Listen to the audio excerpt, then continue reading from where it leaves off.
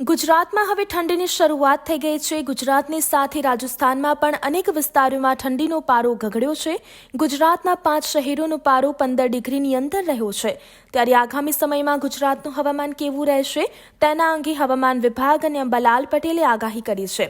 હવામાન વિભાગની આગાહી અનુસાર ગુજરાતમાં બેવડી ઋતુનો અહેસાસ થવાની તેમજ શક્યતાઓ છે। રાત્રે ઠંડી અને બપોરે ગરમીનો અહેસાસ થાય તેવી આગાહી કરવામાં આવી છે। રાજ્યમાં લઘુત્તમ તાપમાન 15 થી 16 ડિગ્રી તાપમાન રહેવાની આગાહી કરાઈ છે।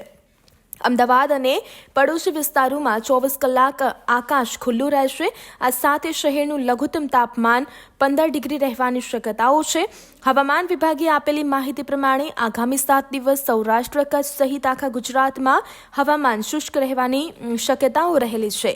ગુજરાતમાં ઉત્તર પૂર્વથી પૂર્વના પવનો ફૂંકાઈ રહ્યા છે। અંબાલાલ પટેલના જણાવ્યા અનુસાર 16 થી 18 નવેમ્બર દરમિયાન એક ચક્રવાત સર્જાશે।